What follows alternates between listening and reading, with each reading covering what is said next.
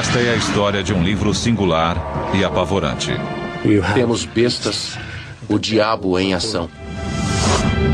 Suas visões inspiraram e amedrontaram durante 2000 anos. Muitos veem nas páginas do Apocalipse uma série fantástica de previsões. O aquecimento global, o desastre nuclear de Chernobyl, a guerra no Oriente Médio. Não há no mundo campo de batalha mais perfeito do que este. E alguns acreditam que o livro é um guia para um dos maiores enigmas de todos, a data do fim do mundo. Será que o Apocalipse contém esse segredo? Novos indícios revelaram que a chave do mistério deste último livro da Bíblia está nas areias da atual Turquia, e que o número infame da besta pode não ser 666.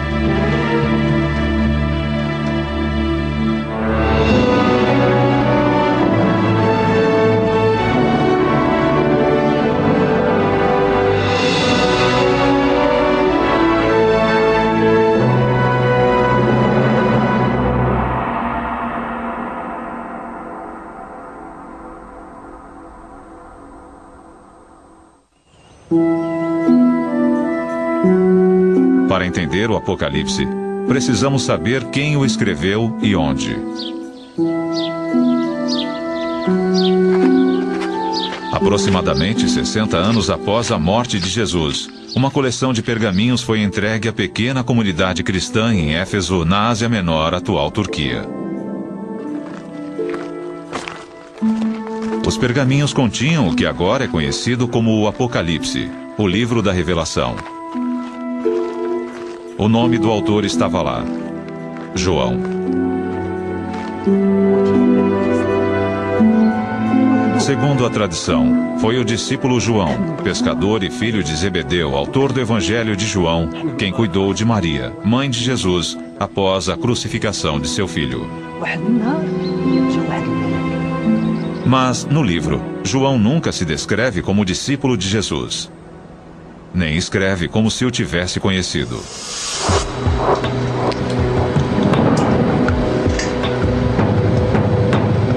Agora, novos métodos científicos podem ajudar a solucionar a questão sobre quem foi o verdadeiro autor.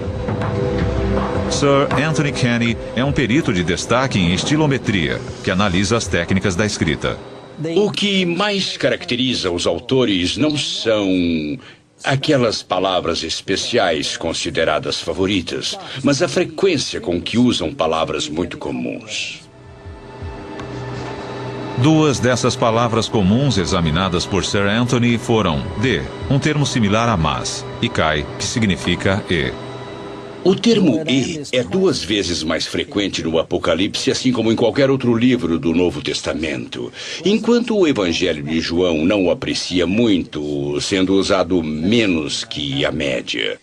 Por outro lado, o termo grego de, que é muito frequente em qualquer outro texto grego que já conheci, ocorre apenas 7 vezes em todo o livro da Revelação. Sir Anthony fez 99 testes similares aos do Apocalipse no Evangelho de João. Seus resultados foram conclusivos. Usando uma simples técnica de estatística, consegui reunir esses 99 testes de uma forma em que pude discriminar os textos.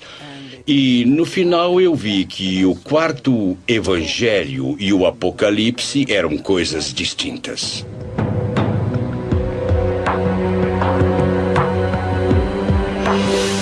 É extremamente improvável que os 2 livros tenham sido escritos pelo mesmo autor.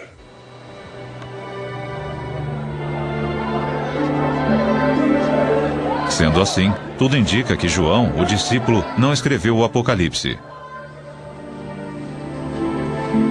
Greg Carey, perito no assunto, acredita que haja outras pistas no livro que indiquem o seu autor. João se dirige ao seu público de um modo direto. Ele diz: eu, João, seu irmão, como se fosse alguém que os conhecesse e que eles reconheceriam. O Apocalipse começa com uma série de 7 epístolas para igrejas localizadas na Ásia Menor ou no sudoeste da Turquia. Cada epístola é dirigida a uma única igreja, parabenizando-a por suas virtudes ou admoestando-a por suas falhas. Então, conclui-se que João conhecia essas igrejas e havia estado presente nelas. Há uma outra indicação de que João estava escrevendo a uma congregação.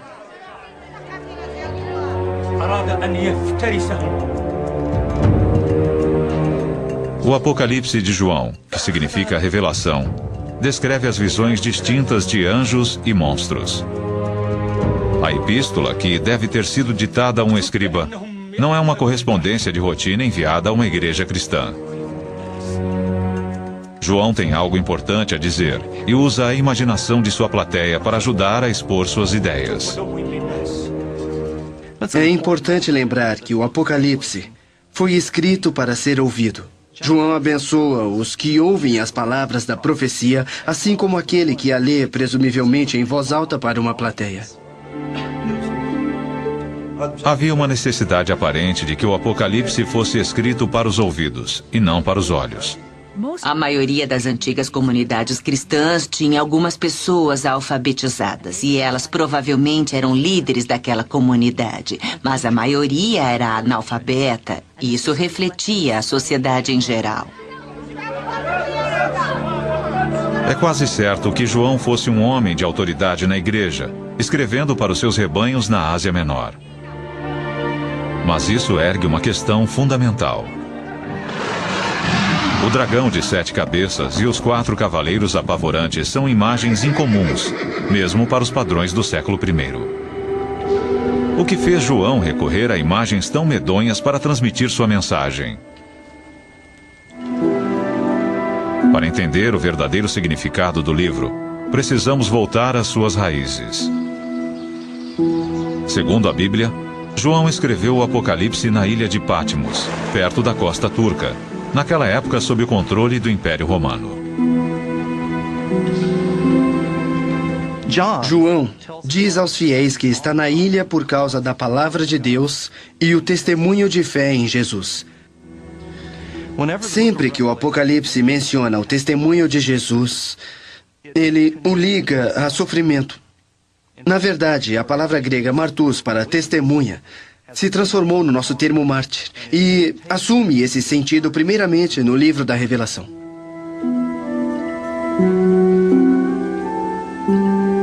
Se João estava sofrendo em Patmos, seria ele um prisioneiro dos romanos? Ian Boxall é perito sobre o autor do Apocalipse. Esta é a caverna onde, segundo a tradição, João tem suas visões. Aqui neste lugar é onde ele tradicionalmente apoiava a cabeça. E como não era muito ágil, segurava nisto aqui para se erguer. João, segundo todas as tradições, está aqui como exilado. Elas diferem precisamente quanto ao porquê de ele estar aqui, sobre quem o exilou, mas todas elas concordam que ele estava aqui em virtude de sua crença cristã.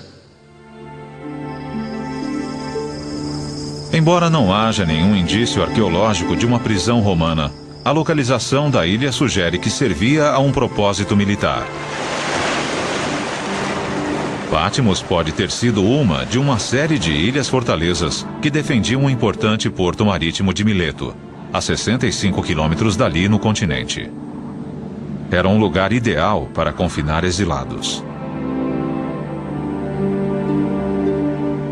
Mas, se João estava no exílio, parece estranho que ele tivesse liberdade para encontrar uma caverna, ter visões, anotá-las e depois enviar os documentos às suas igrejas no continente. Essa talvez fosse a forma de Roma exilar os encrenqueiros. Quando as autoridades romanas mandavam alguém para o exílio, a pessoa tinha uma certa liberdade. Ela não ficava numa prisão, somente não lhe era permitido aparecer em certas regiões, ou então era obrigada a restringir seus movimentos a apenas uma ilha. Mas ela podia manter a correspondência através de intermediários que navegavam entre a ilha e o continente, de modo que João deve ter podido manter contato com as igrejas às quais se dirigia. Há muita raiva no Apocalipse. e um desejo de que a justiça seja feita. E isso sempre foi visto como um resultado direto da perseguição romana aos cristãos.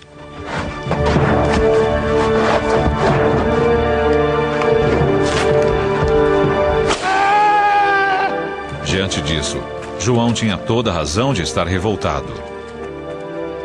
O fato é que, no século I, as autoridades romanas perseguiam sistematicamente os cristãos por todo o império. Acredita-se que a violência começou cerca de 20 anos antes de o Apocalipse ser escrito, sob o reinado do imperador Nero, em 64 d.C. Segundo a tradição, Nero culpava os cristãos pelo incêndio trágico e catastrófico que devastou a cidade naquele ano. Alguns cristãos foram crucificados. Ele usou seus corpos como tochas para iluminar os caminhos até a cidade. Foi uma experiência tão devastadora que as lembranças de Nero marcaram as primeiras comunidades cristãs. A maioria dos acadêmicos concorda que Nero realmente perseguiu os cristãos. Mas o Apocalipse provavelmente não foi escrito sob Nero. Foi datado por volta de 90 d.C., no reinado do imperador Domiciano. Indícios no próprio livro parecem indicar que Domiciano era bem menos brutal que Nero. Se o Apocalipse tivesse sido motivado pela perseguição à comunidade de João, era de se esperar que ele citasse uma série de mártires pelo nome. Na verdade, o livro da Revelação menciona apenas um. O livro é obcecado por aqueles que morreram em virtude de seu testemunho a Jesus, e seu número chega a milhares. Mas ele apenas menciona um, chamado Antipas, que morreu por causa do seu testemunho de fé.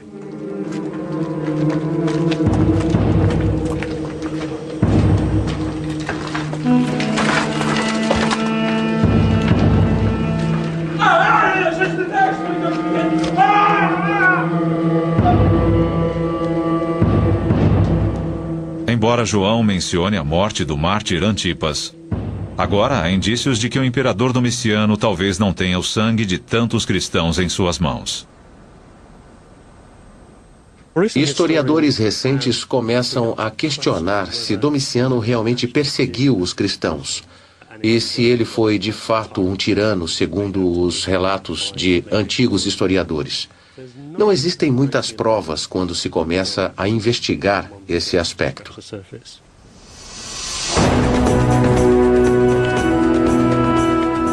Se os cristãos não estavam sendo perseguidos, é difícil imaginar como o Apocalipse exerceu qualquer impacto sobre seu público. João deve ter tido outro alvo.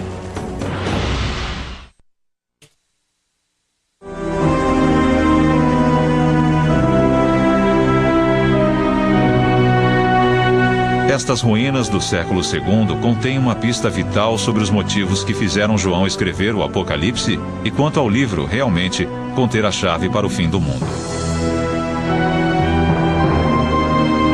A antiga cidade de Pérgamo situa-se 320 quilômetros ao norte de Éfeso, na atual Turquia, e foi um importante centro político e religioso na província romana da Ásia Menor. Também abrigava uma das novas comunidades cristãs que primeiro recebeu o livro da Revelação. Mas Dan Showalter, perito em arqueologia bíblica, acredita que os templos pagãos de Pérgamo oferecem melhores indícios sobre o que afligia João. Os restos parcialmente reconstruídos nos dão uma boa ideia de como a edificação devia ser impressionante. Mas era no pátio em volta do templo que a maior parte da atividade acontecia. Havia sacrifícios num altar em frente ao templo. As pessoas se reuniam, cantavam canções, ofereciam preces e votos. Depois, quando a cerimônia acabava, elas talvez levassem para casa um pouco de carne para complementar a dieta.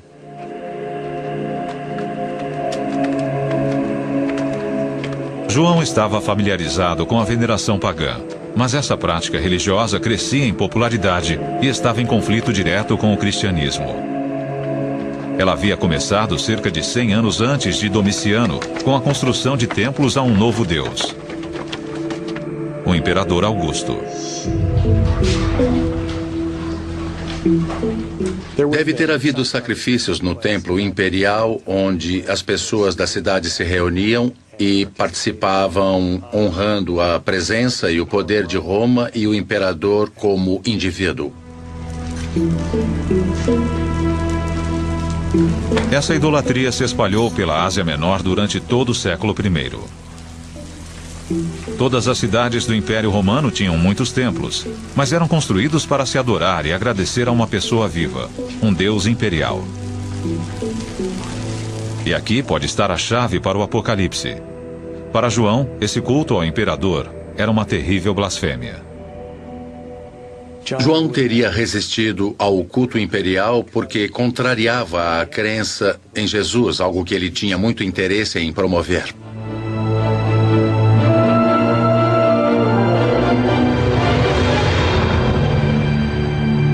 Mas o indício mais evidente de que o império, especialmente o culto imperial, era o alvo de João, vem de uma de suas visões mais apavorantes.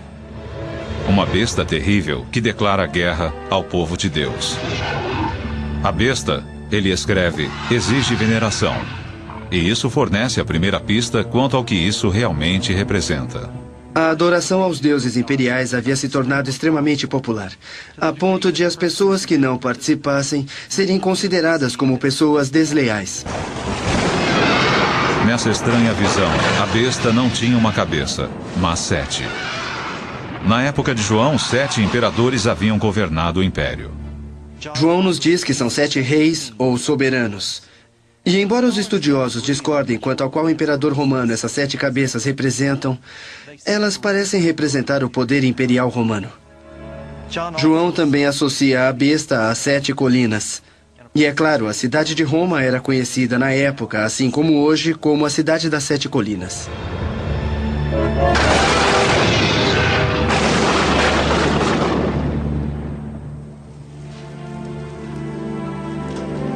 Para muitos acadêmicos, essas referências ambíguas, mas repetidas à besta, mostram que o alvo de João não é a perseguição romana, mas o paganismo do culto imperial.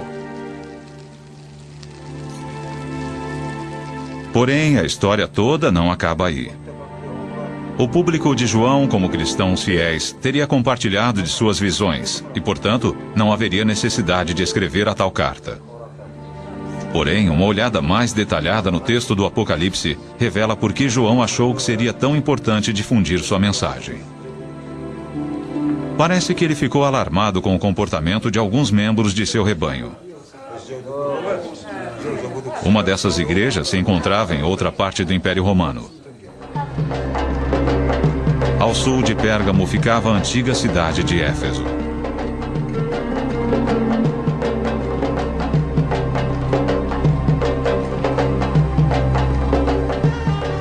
Parado nesta praça, na antiga cidade de Éfeso, é fácil perceber a forma como João a conhecia.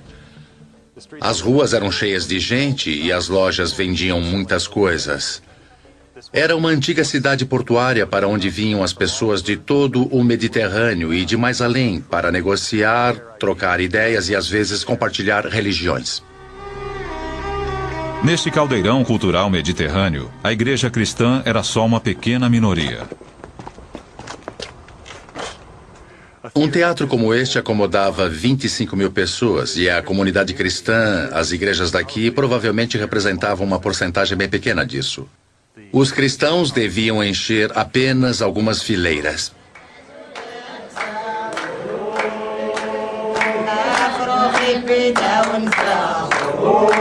A pressão sobre essas comunidades era grande, especialmente num próspero centro pagão como Éfeso. Pressão que poderia enfraquecer a fé de uma igreja ameaçada. Seus vizinhos estavam continuamente celebrando os vários deuses que eram populares na região, assim como os deuses imperiais de Roma e às vezes até o próprio imperador. Havia símbolos das várias divindades por todo lado. Parece que uma das questões principais para alguém como João não é o fato de estarem sendo perseguidos, mas o fato de terem se tornado tranquilos demais. Eles se acomodaram, encontraram seu lugar na sociedade. e ele quer sacudi-los um pouco.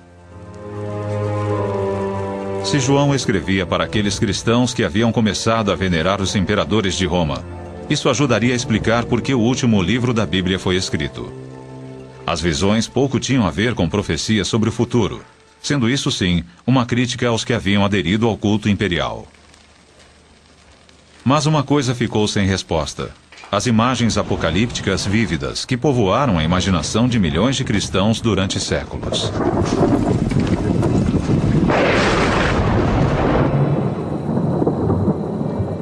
Que significado essas visões poderiam ter para as igrejas de João? Talvez pouco tivessem a ver com o culto do imperador divino, e tudo a ver com as visões de um futuro aterrorizante.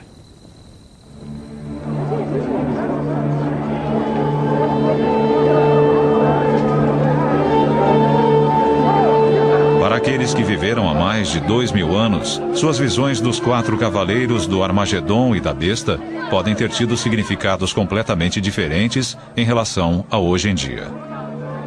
Alguns as veem agora como sinais do fim do mundo, mas isso não é necessariamente o que João quis dizer. A palavra apocalíptico tinha uma ênfase diferente na época. Muitas pessoas, ao ouvirem o termo apocalíptico, pensam sobre o fim do mundo. Mas isso é apenas parte dessa grande tradição. Na verdade, houve outros apocalipses ou revelações escritas nos 200 anos anteriores. A característica fundamental da literatura apocalíptica é que ela alega revelar diretamente o desejo de Deus. É uma mensagem a qual nenhum mortal comum teria acesso. Não passam de histórias. Um ser humano visionário tem essa experiência reveladora, dramática, e pede ajuda a um ser celestial para que possa explicar o que ele está vendo e sentindo. Então, o Apocalipse se revela como histórias que descrevem essas experiências. O Apocalipse promete aos seus leitores uma fuga da dura realidade da vida cotidiana. Para os cristãos do século I, os escritos de João oferecem um mundo onde a fé triunfa. Eles prometem aos seguidores um mundo de Deus, seja no reino celestial ou no futuro próximo. E é um mundo no qual os fiéis serão recompensados pela sua fé, a justiça prevalecerá e a maldade será julgada. João estava em boa companhia. Alguns estudiosos acreditam que o próprio Jesus foi profundamente influenciado pela literatura apocalíptica. Uma das orações mais famosas do mundo parece compartilhar os mesmos temas do livro da Revelação. Quando os discípulos de Jesus lhe pedem para ensiná-los a rezar, então Jesus ensina a eles o Pai Nosso. E essa oração pode ser lida de forma apocalíptica. Venha a nós o vosso reino, assim na terra como no céu. E isso implica que o reino de Deus ainda não veio para a terra, que a vontade de Deus não está sendo cumprida na terra. É como o livro da Revelação, onde Deus e Cristo são exaltados no céu. E o Pai Nosso pode até incluir sua própria besta. Com a chegada do reino de Deus, os poderes do mal farão tudo para combatê-lo. Então, temos as bestas, temos a ação do demônio e talvez este seja o significado do final do Pai Nosso. Não nos deixeis cair em tentação, mas livrai-nos de todo o mal. Provavelmente livrai-nos do mal maior, do poder de Satã. Se Jesus usou imagens apocalípticas, por que não o seu discípulo João?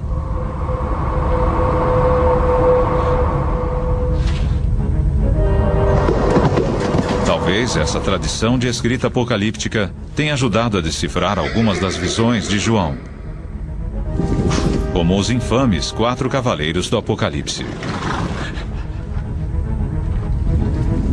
Esses seres apavorantes aparecem pela primeira vez num texto do Velho Testamento, o livro do profeta Zacarias.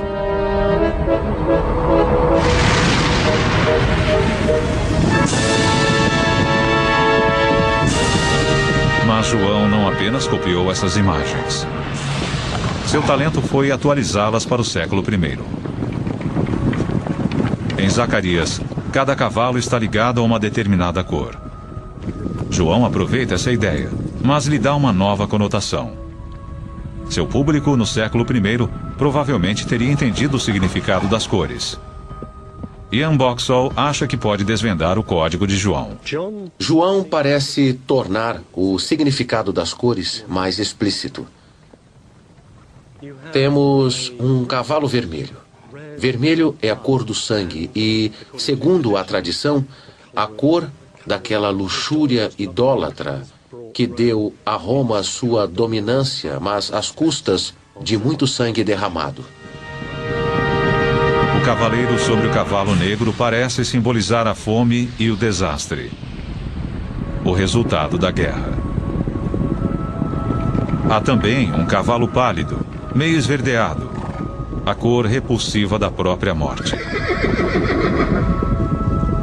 Mas um cavaleiro descrito por João, que monta o cavalo branco, tem um arco na mão. Esta sugestão de vingança está na mente de João. Ele acredita que virá das mãos de um inimigo declarado de Roma. Qualquer cristão comum sabia que o grande inimigo de Roma, a grande ameaça a Roma, no leste, o Império Parteno, tinha uma cavalaria que portava arcos. Os partenos estão a caminho e o resultado será a destruição desse império aparentemente inexpugnável. Mas os 4 cavaleiros não são as únicas imagens apocalípticas do livro. E tão famosa quanto elas é o Armagedon, o campo de batalha onde o Apocalipse diz que as forças do bem e do mal irão guerrear. Indícios arqueológicos mostram que essa imagem também procura evocar o ódio contra os romanos.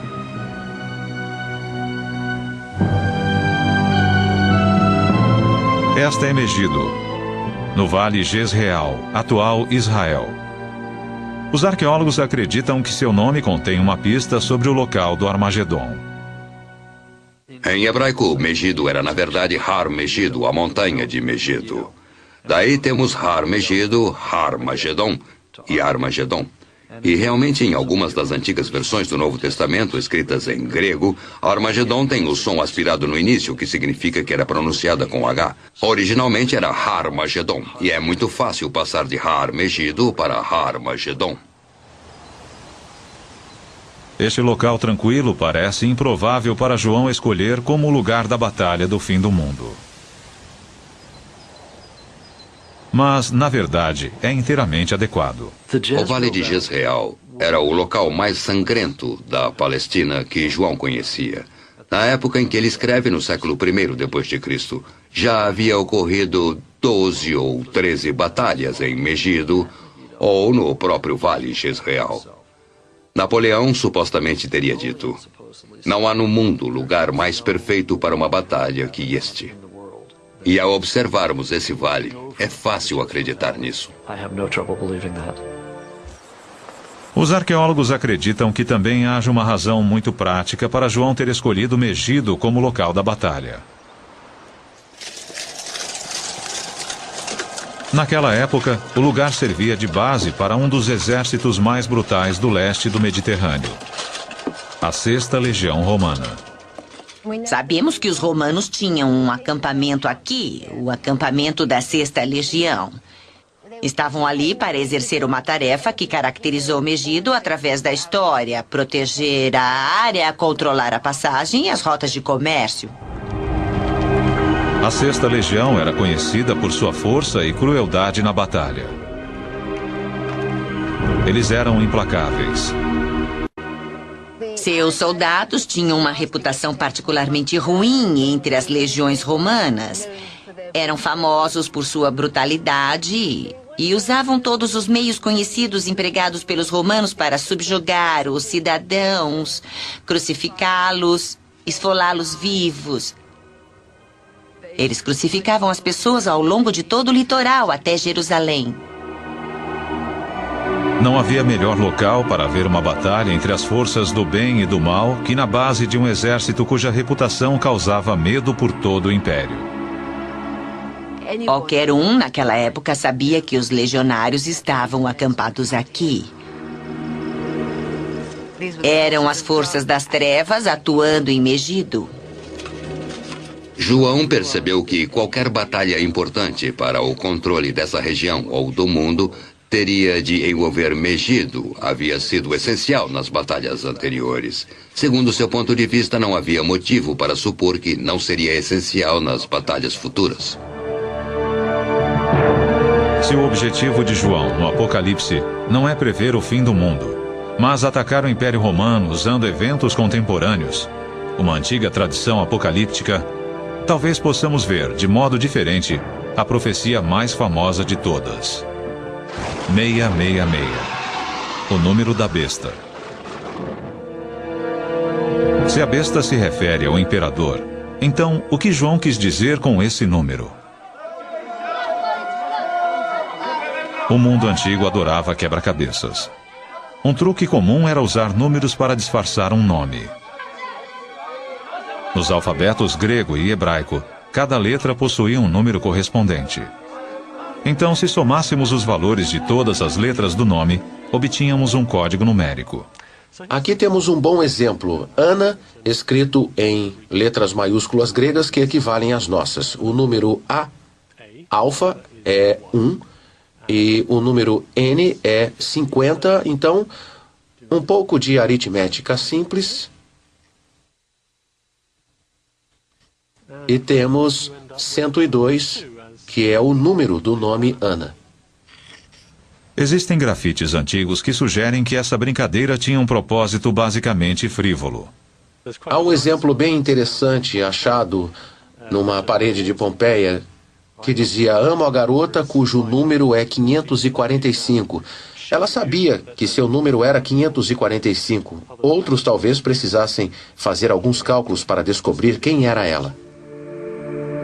Mas para João essa brincadeira é séria. Ele nos dá o quebra-cabeça ao contrário. Ele dá o número e convida seus seguidores a descobrir o nome. Ele escreve no Apocalipse: aquele que tem discernimento vai calcular o número da besta, pois é um número humano. Seu número é 666. Para os historiadores, a resposta parece óbvia. A melhor explicação é que João está pensando no imperador Nero. Se escrevermos o nome Nero César usando o alfabeto hebraico, temos o seguinte: 50, 200, 6, 50, 100, 60 e 200, que após uma rápida aritmética nos dá o número de Nero César. 666 parece ser um antigo código que liga o imperador Nero ao número da besta. Mas uma coleção de documentos recentemente decifrados lançou dúvida quanto ao número 666 ser realmente o número da besta.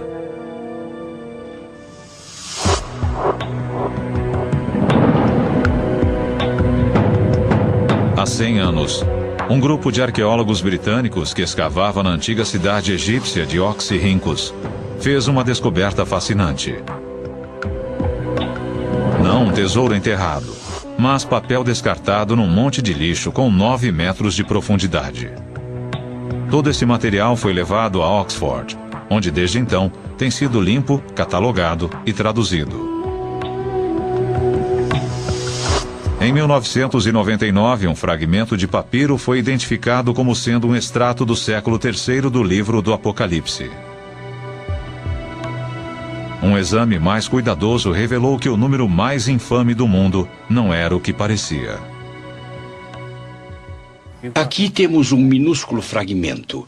Foi escrito por alguém que era um bom escriba, que escrevia de um modo claro para as pessoas, mas também escrevia bem depressa.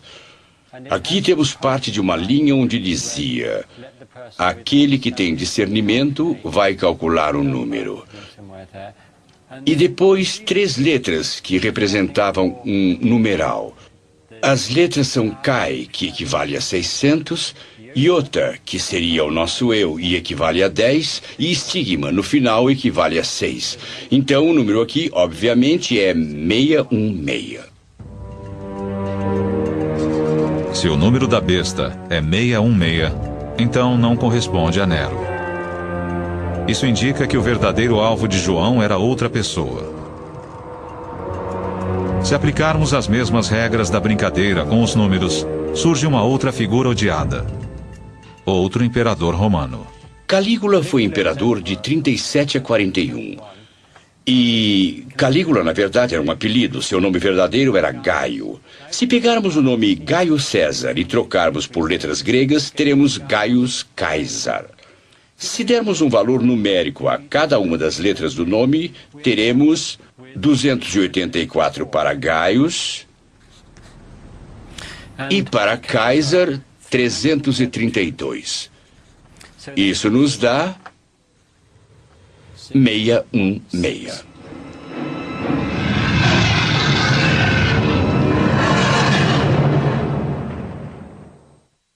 A razão pela qual João veria Calígula como a besta reside na decisão controversa tomada pelo imperador durante seu curto reinado. Calígula ordenou que sua estátua fosse colocada no Templo de Jerusalém. Isso era uma blasfêmia para os judeus, porque o templo era dedicado à veneração de seu Deus verdadeiro. É bem possível que isso continuasse a ser inaceitável aos antigos cristãos que tinham uma forte lembrança do gesto de um imperador romano que defendia tudo aquilo que eles achavam inconcebível no poder imperial.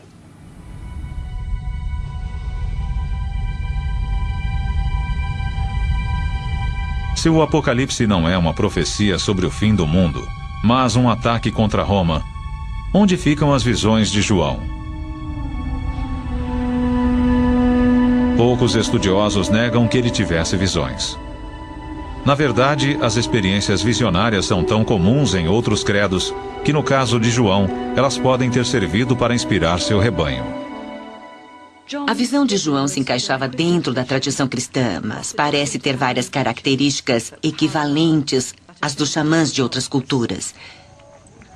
Um xamã é alguém que pode entrar em transe controlado, que é capaz de se deslocar a outros mundos, outros reinos, para receber uma mensagem e depois retornar e transmitir essa mensagem ou curar alguém. E João, assim como os xamãs de muitas culturas, tem uma mensagem que ele comunica aos outros. Não é uma coisa só para ele, é uma mensagem para a comunidade.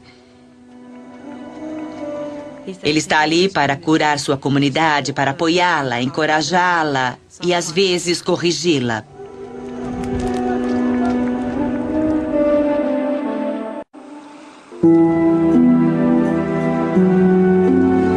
Todos os indícios disponíveis da arqueologia e história recentes sugerem que o livro da Revelação não é uma série de profecias prevendo o fim do mundo.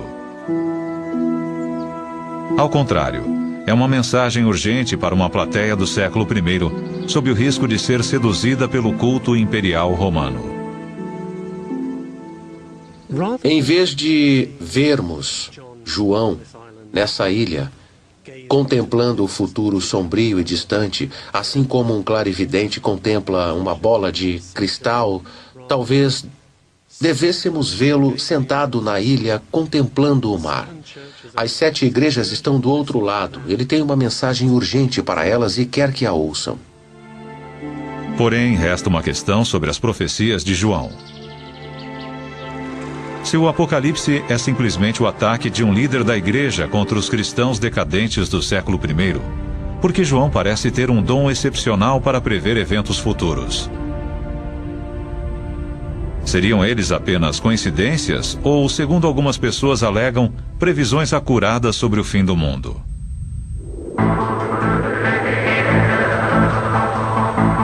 Sua lista de previsões é impressionante. O Apocalipse fala sobre dramáticas mudanças climáticas, a evaporação dos mares, o calor insuportável. Nos últimos anos, os cientistas têm nos alertado com uma urgência crescente sobre o aquecimento global, o efeito estufa e a possibilidade de aumento nos níveis de câncer de pele e os efeitos do aquecimento global sobre os sistemas hídricos do mundo. Outra previsão fala sobre o esgotamento do rio Eufrates para dar passagem aos exércitos do Reino do Leste, composto de 200 milhões de soldados. Nos últimos anos, houve uma série de propostas para construir represas no rio Eufrates. Uma delas se chama Ataturk. Na época em que os americanos e outros povos estavam muito preocupados com o comunismo chinês, foram feitos estudos sobre o tamanho do poderio militar chinês e algumas estimativas chegaram a 200 milhões de homens. Isso foi considerado como outro exemplo de uma profecia extraordinariamente precisa que se cumpria. Talvez a mais apavorante de todas seja a que fala de uma grande estrela chamada Absinto, que cai do céu sobre os rios, deixando-os amargos e matando muitas pessoas. Em Chernobyl, na Ucrânia, em 1986, houve um desastre nuclear considerado o pior da história mundial. A usina derreteu, uma onda de radioatividade se espalhou sobre a área e os moradores locais morreram ou foram gravemente afetados. Na Ucrânia, a palavra Chernobyl significa absinto. Para muitas pessoas, isso evidencia o dom de João de fazer profecias precisas. Se você acredita que as profecias sejam de fato enviadas por Deus e que elas descrevem eventos futuros, se pudermos interpretá-las corretamente, então todos os eventos que acontecem no mundo assumem um significado espiritual particular. Mas para alguns estudiosos, os indícios da história contradizem a ideia de que João tivesse um dom para a profecia. Durante mais de 2000 anos, o Apocalipse tem sido usado para estabelecer uma época para o que alguns veem como a profecia máxima de João, a data do fim do mundo. Isso ainda não ficou claro. Através dos séculos, houve exemplos quase intermináveis de pessoas que achavam que podiam identificar a data precisa em que o fim chegaria.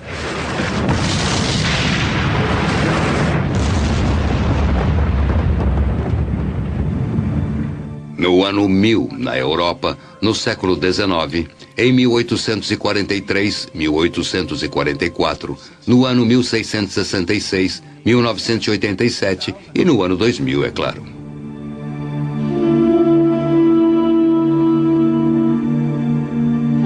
Muitos estudiosos acreditam que as profecias de João não visavam o leitor do século XXI, mas a igreja do século I. Ele diz àquela audiência que o que ele está narrando são coisas que vão acontecer em breve. Essa alegação ocorre logo no começo do livro, no primeiro verso, e também no último capítulo. Ele acreditava estar vivendo nos momentos decisivos da história. João ficaria surpreso se soubesse que estamos discutindo seu livro agora.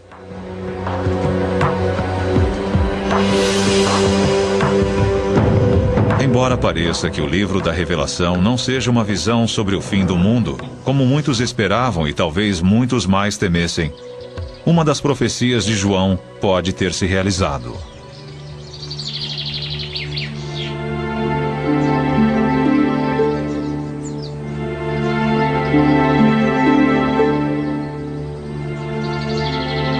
Nas ruínas de Éfeso foram descobertas estátuas destruídas, estátuas do imperador Augusto e sua esposa Lívia. Elas foram vandalizadas. O deus imperial pagão foi marcado com o sinal da cruz.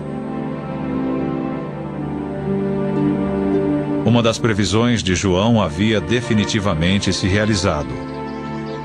Um acontecimento que mudou o mundo para sempre. No início do século IV, o imperador Constantino decide que essa política de tentar erradicar a igreja não ia funcionar e declara então o cristianismo religião oficial do Império. A partir daí, a igreja continua a crescer e a se desenvolver até que, por volta do final do século IV, ela se torna a força dominante dentro do Império. A visão de João de que o Império Romano cairia, a besta seria derrotada e a Igreja de Deus triunfaria, realmente se concretizou. A visão fornecida pelo autor do Apocalipse sobre a queda de Roma, a destruição de todas as edificações gloriosas das quais ainda restam indícios atualmente, é, de certa forma, a consumação do que João esperava que acontecesse.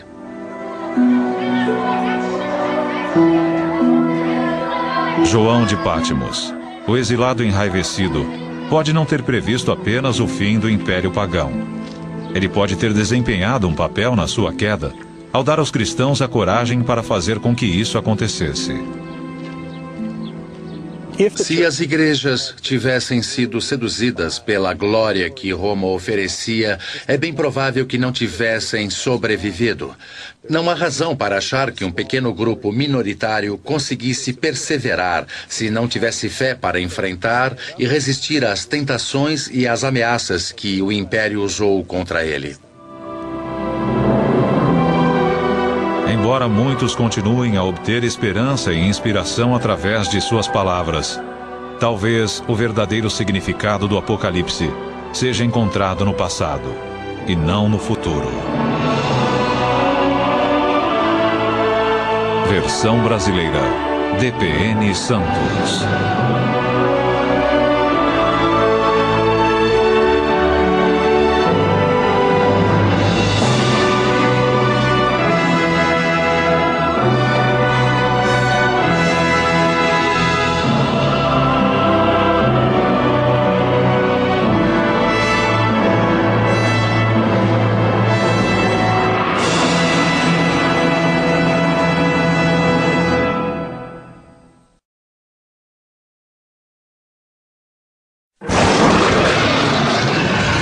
Esta é a história de um livro singular e apavorante. Temos bestas, o diabo em ação. Suas visões inspiraram e amedrontaram durante 2000 anos.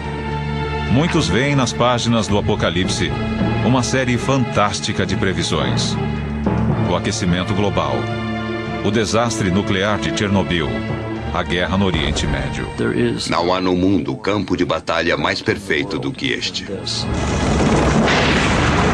E alguns acreditam que o livro é um guia para um dos maiores enigmas de todos, a data do fim do mundo. Será que o Apocalipse contém esse segredo? Novos indícios revelaram que a chave do mistério deste último livro da Bíblia está nas areias da atual Turquia, e que o número infame da besta pode não ser 666.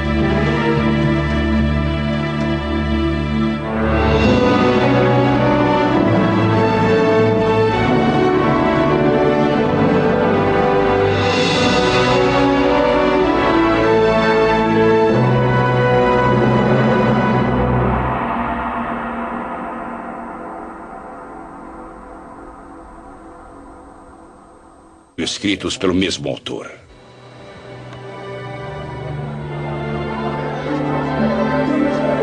Sendo assim, tudo indica que João, o discípulo, não escreveu o Apocalipse. Greg Carey, perito no assunto, acredita que haja outras pistas no livro que indiquem o seu autor. João se dirige ao seu público de um modo direto. Ele diz: eu, João, seu irmão. Como se fosse alguém que os conhecesse e que eles reconheceriam. O Apocalipse começa com uma série de 7 epístolas para igrejas localizadas na Ásia Menor ou no sudoeste da Turquia. Cada epístola é dirigida a uma única igreja, parabenizando-a por suas virtudes ou admoestando-a por suas falhas. Então, conclui-se que João conhecia essas igrejas e havia estado presente nelas. Há uma outra indicação de que João estava escrevendo a uma congregação.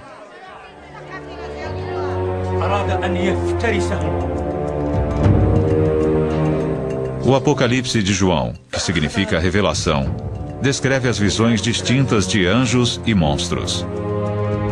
A epístola que deve ter... Para entender o Apocalipse, precisamos saber quem o escreveu e onde.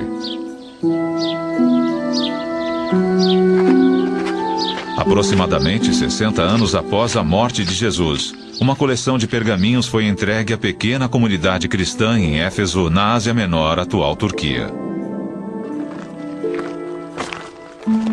Os pergaminhos continham o que agora é conhecido como o Apocalipse, o livro da Revelação. O nome do autor estava lá: João. Segundo a tradição, foi o discípulo João, pescador e filho de Zebedeu, autor do Evangelho de João, quem cuidou de Maria, mãe de Jesus, após a crucificação de seu filho. Mas, no livro, João nunca se descreve como discípulo de Jesus. Nem escreve como se o tivesse conhecido.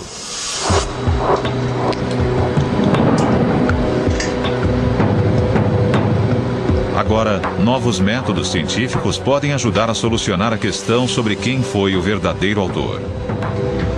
Sir Anthony Kenny é um perito de destaque em estilometria, que analisa as técnicas da escrita.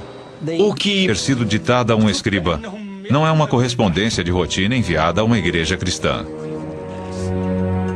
João tem algo importante a dizer e usa a imaginação de sua plateia para ajudar a expor suas ideias. É importante lembrar que o Apocalipse foi escrito para ser ouvido. João abençoa os que ouvem as palavras da profecia, assim como aquele que a lê presumivelmente em voz alta para uma plateia. Havia uma necessidade aparente de que o Apocalipse fosse escrito para os ouvidos e não para os olhos. A maioria das antigas comunidades cristãs tinha algumas pessoas alfabetizadas e elas provavelmente eram líderes daquela comunidade, mas a maioria era analfabeta e isso refletia a sociedade em geral.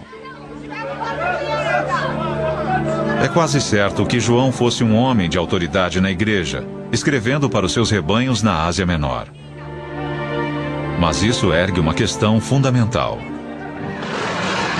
O dragão de 7 cabeças e os 4 cavaleiros apavorantes são imagens incomuns, mesmo para os padrões do século I. O que fez João recorrer a imagens tão medonhas para transmitir sua mensagem? Para entender O que mais caracteriza os autores não são aquelas palavras especiais consideradas favoritas, mas a frequência com que usam palavras muito comuns. Duas dessas palavras comuns examinadas por Sir Anthony foram de, um termo similar a mas, e kai, que significa e. O termo e é 2 vezes mais frequente no Apocalipse, assim como em qualquer outro livro do Novo Testamento. Enquanto o Evangelho de João não o aprecia muito, sendo usado menos que a média. Por outro lado, o termo grego de, que é muito frequente em qualquer outro texto grego que já conheci, ocorre apenas 7 vezes em todo o livro da Revelação. Sir Anthony fez 99 testes similares aos do Apocalipse no Evangelho de João. Seus resultados foram conclusivos. Usando uma simples técnica de estatística, consegui reunir esses 99 testes de uma forma em que pude discriminar os textos. E, no final, eu vi que o 4º Evangelho e o Apocalipse eram coisas distintas.